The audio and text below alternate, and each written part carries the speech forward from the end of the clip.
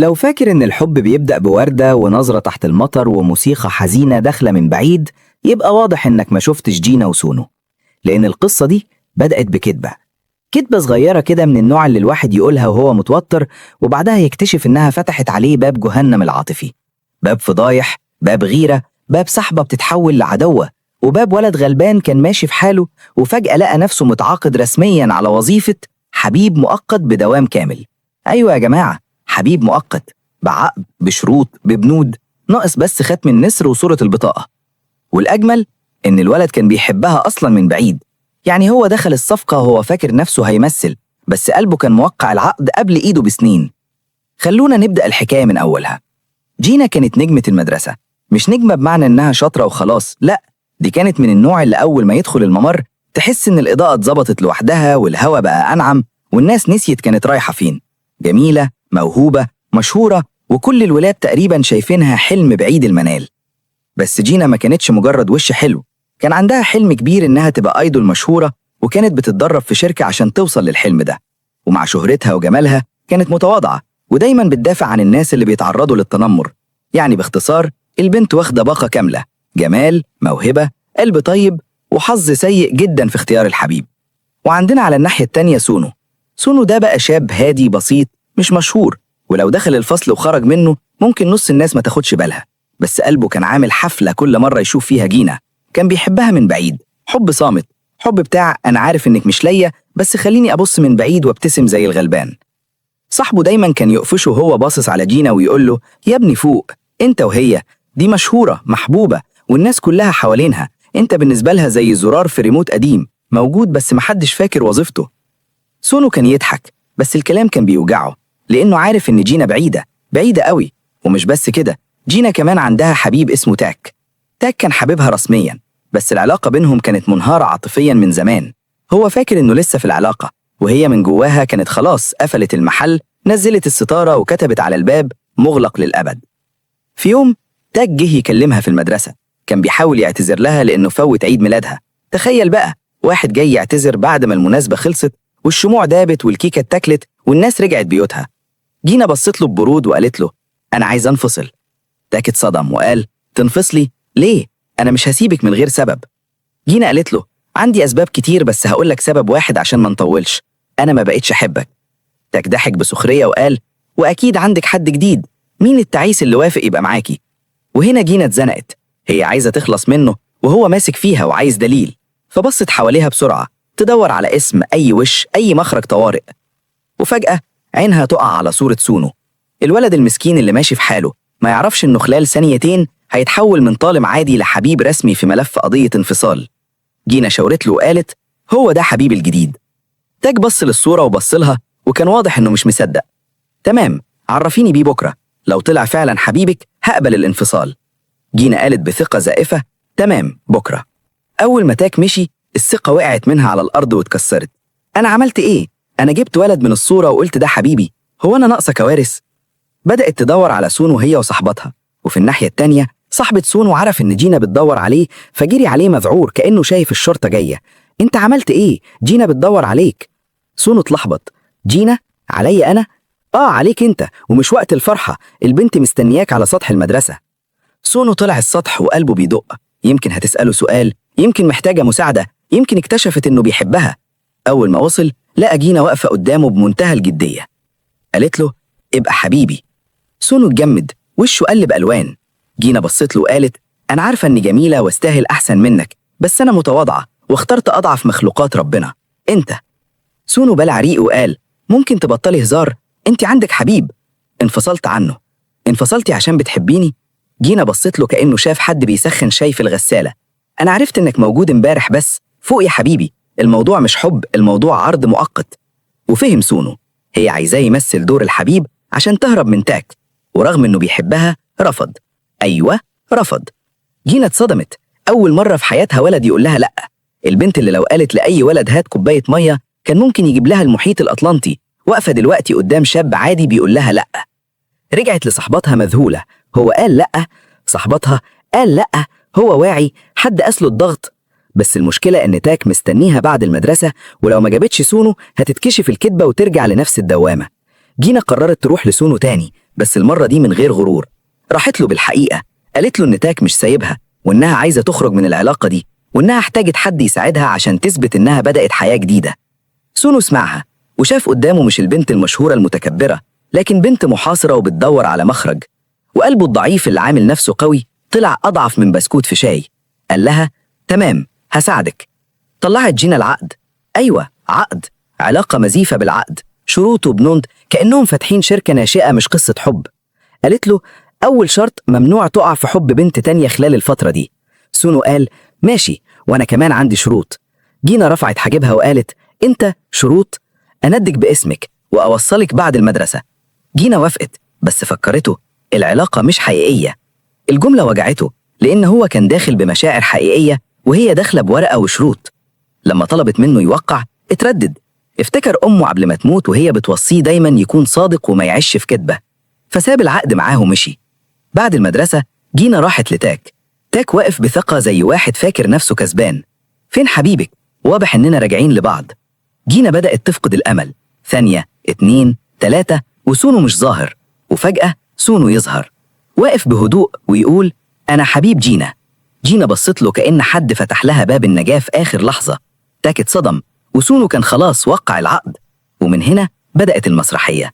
بس المشكلة إن المسرحية دي كان بطلها بيحب البطلة بجد. سونو رجع البيت وأبوه لاحظ عليه إنه داخل في حالة عاطفية. سأله وسونو قال له إنه بقى في علاقة. الأب دخل وضع حكيم الحارة وقال لابنه اسمع يا ابني، أول طريق لقلب البنت معدتها، اشتري لها أكل، خليها تاكل اللي بتحبه. تاني يوم سونو شاف إن جينا مش جايبة أكل كفاية فاشترى لها أكل. جينا استغربت، بس لما شافت اهتمامه ابتسمت، والابتسامة دي كانت بالنسبة لسونو جايزة نوبل في الرومانسية. قال لنفسه أنا لازم أخليها تبتسم أكتر.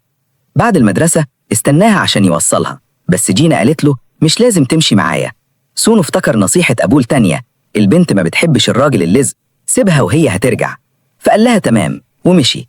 جينا مشيت لوحدها وفجأة تقابل تاك. اتوترت ورجعت بسرعة لسونو امشي معايا. سونو واقف مذهول، أبويا طلع فيلسوف يا جماعة. ومن هنا جينا بدأت تعرفه أكتر. قعدوا في مطعم، اتكلموا، اكتشفت إن بينهم حاجات مشتركة. هو مش مجرد ولد هادي، ده شخص صادق بيعرف يسمع وبيلاحظ التفاصيل. لما عرف إنها هتتأخر في التدريب قال لها هستناكي، هتتأخر مش مشكلة. وفعلا لما خلصت التدريب لقيته مستنيها، مش كلام، مش تمثيل، مش استعراض، كان واقف بجد. مشي معاها لحد البيت وهي طلبت رقمه، وسونو من جواه كان بيعمل فرح بلبي، بس من بره حاول يبقى ثابت. بس في حد كان بيراقبهم. تاك كان شايف وغيرته بتزيد. شاف جينا وهي بتضحك مع سونو، شافها وهي بترتاح معاه، وبدأ يحس إنه خسر حاجة كان فاكرها مضمونة. بعدها جينا خرجت مع صاحبتها وبعتت لسونو يجي كافيه قريب. سونو جري على طول وخد صاحبه معاه. صاحبه كان متوتر جدا قدام هانا صاحبة جينا، وهانا أصلا مش طايقة سونو ولا صاحبه. القعدة بقت ناشفة، فجينا قالت إنهم يمشوا. سونو حاول ينقذ الموقف وقال لهم على مكان سري بيبيع أكل حلو. خد جينا هناك وأكلوا ولعبوا وضحكوا. لأول مرة جينا تحس إنها مش مضطرة تبقى النجمة المثالية. مع سونو تقدر تبقى عادية، تضحك من قلبها، تلعب وتنسى ضغط الشركة والمدرسة وتاك وكل الناس.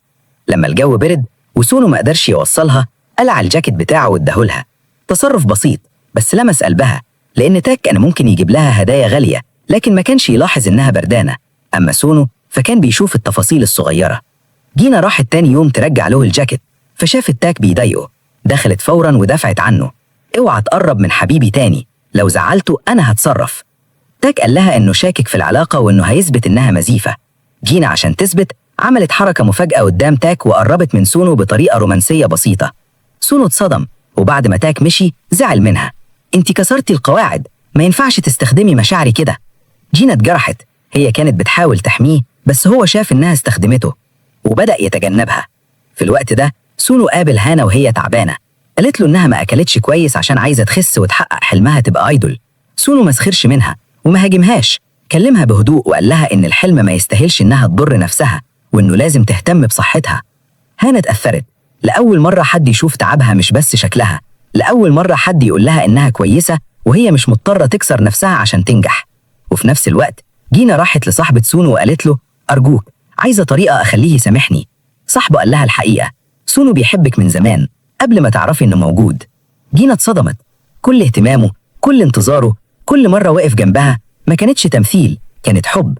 راحت له وواجهته: انت كمان خالفت العقد، انت بتحبني وما قلتليش.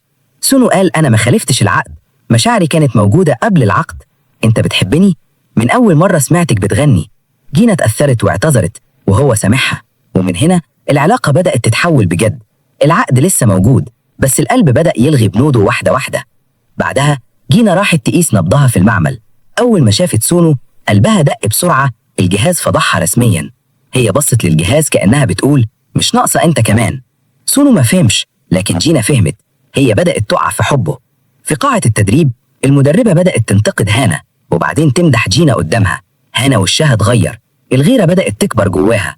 هي صاحبة جينا من سنين، لكن بقت تحس إن جينا واخدة كل حاجة: الشهرة، الجمال، الموهبة والاهتمام. تاني يوم سونو جاب هدية بسيطة لجينا. جينا فرحت بيها جدا. تاك شافها وهي فرحانة وافتكر لما كانت هي تجيب له هدايا وهو ما يهتمش. لأول مرة الندم يقرصه.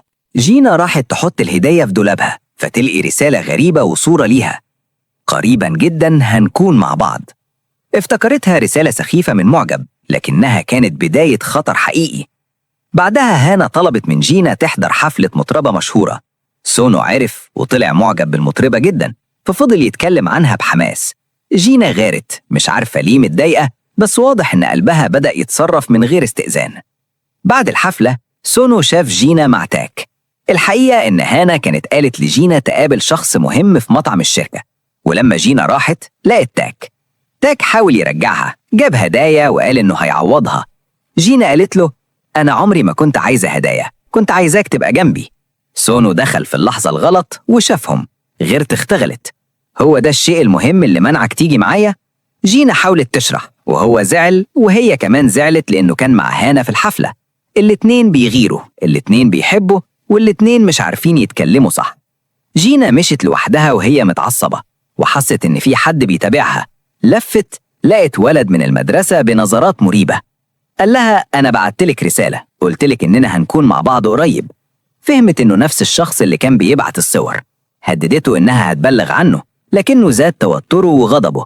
قال إنه كان بيراقبها من زمان وكان مستنيها تسيب تاك، لكنها راحت لسونو. جينا جريت وهو حاول يلحقها. في نفس الوقت سونو وتاك اكتشفوا إن جينا في خطر.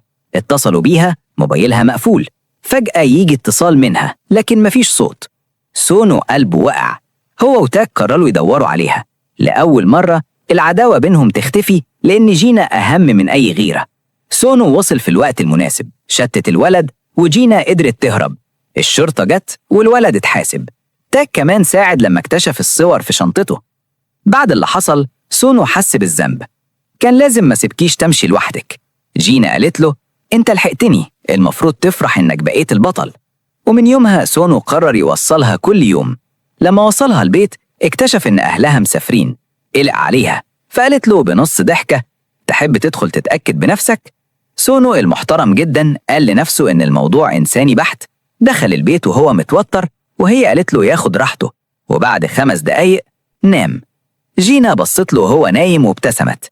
الولد اللي دخل حياتها بعقد مزيف بقى أكتر شخص بتحس معاه بالأمان. بعدها الشلة طلعت رحلة في بيت واحدة من صحابهم: جينا، سونو، صاحبه، هانا، تاك والباقي. وجود تاك كان غريب، بس جينا كانت بدأت تتعامل معاه كصديق. وطبعا سونو مش مرتاح لكنه ساكت. في المطبخ هانا حاولت تقرب من سونو. هو عشان ما يحرجهاش طلب منها تقطع البصل. فجأة جينا دخلت وسونو نسي هانا تماما وركز مع جينا. هانا شافت ده واتوجعت. بعدها لعبوا لعبة أسئلة، كل واحد يهمس بسؤال والتاني يشاور على الشخص المقصود. لما جه دور هانا تاك سألها سؤال وهي شاورت على سونو. جينا قبلت العقاب عشان تعرف السؤال. تاك قال لها: سألتها مين الشخص اللي بتحبيه هنا. جينا اتجمدت. هانا بتحب سونو؟ في نفس الليلة هانا تعبت وبعتت لسونو يروح معاها الصيدلية، لكن موبايلها كان فاصل. في نفس الوقت سونو كان مع جينا بيقضوا وقت حلو وبيقربوا من بعض أكتر. هانا شافتهم ورجعت مكسورة. تاك لاحظ فسألها. هانا اعترفت إنها بتحب سونو وإن علاقة جينا وسونو بدأت بعقد، لكنها دلوقتي بقت حقيقية. تاك استغل الموضوع وقال لها إن جينا هترجع ليه الآخر، وساعتها هانا تاخد سونو. هانا بدأت تتغير. في التدريب المدربة طلبت فلوس من هانا بحجة إن مستواها مش كفاية. جينا دفعت عن هانا بقوة وقالت إن ده ظلم وإن هانا أكتر واحدة بتتعب، لكن هانا بدل ما تشكرها اتجاهلتها وقبلت تدفع. جينا اتجرحت، مش فاهمة ليه صاحبتها بقت بتعملها كده. راحت لسونو وحكت له، قال لها انتي مش غلطانة، انتي شخص كويس وبتحاولي تساعد الناس.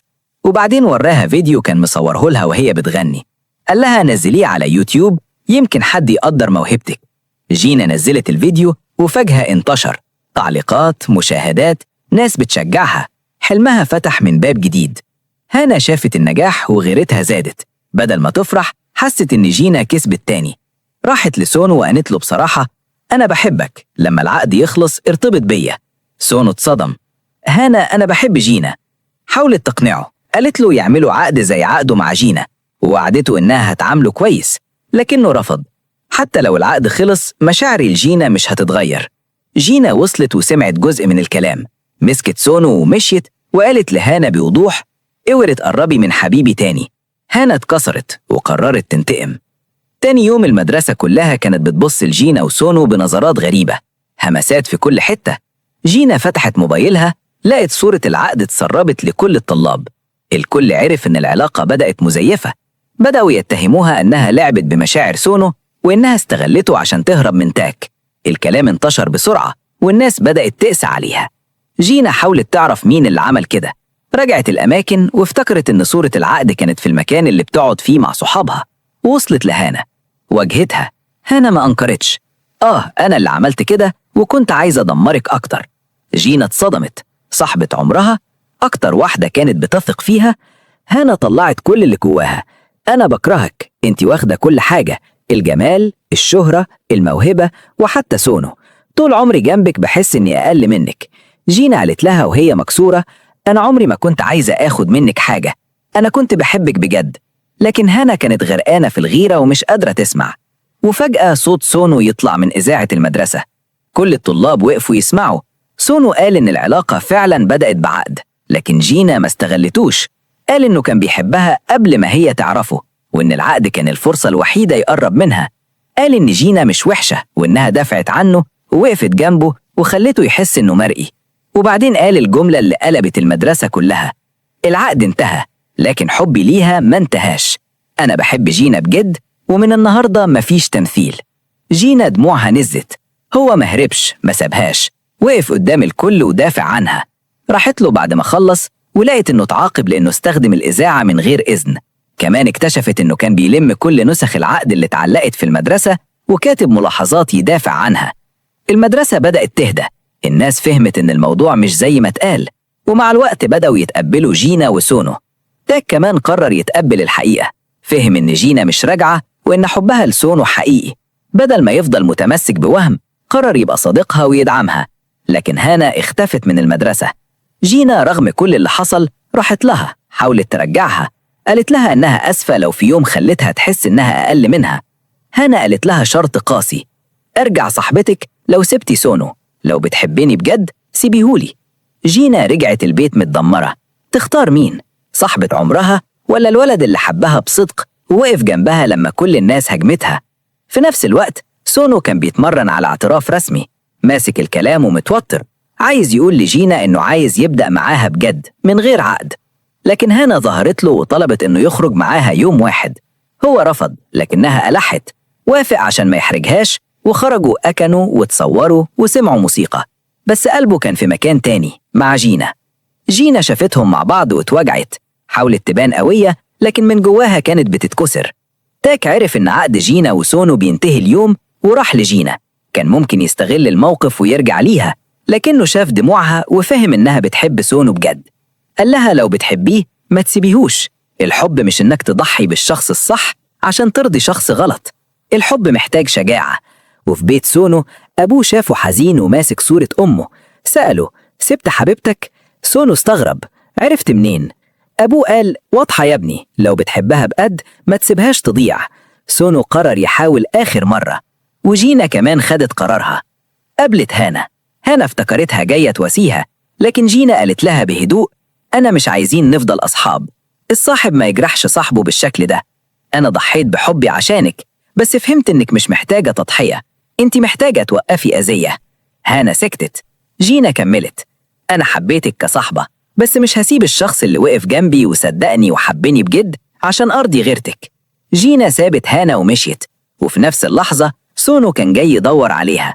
الاتنين اتقابلوا في الطريق، وقفوا قدام بعض، وكل العتاب وكل الخوف وكل سوء التفاهم كان واقف بينهم.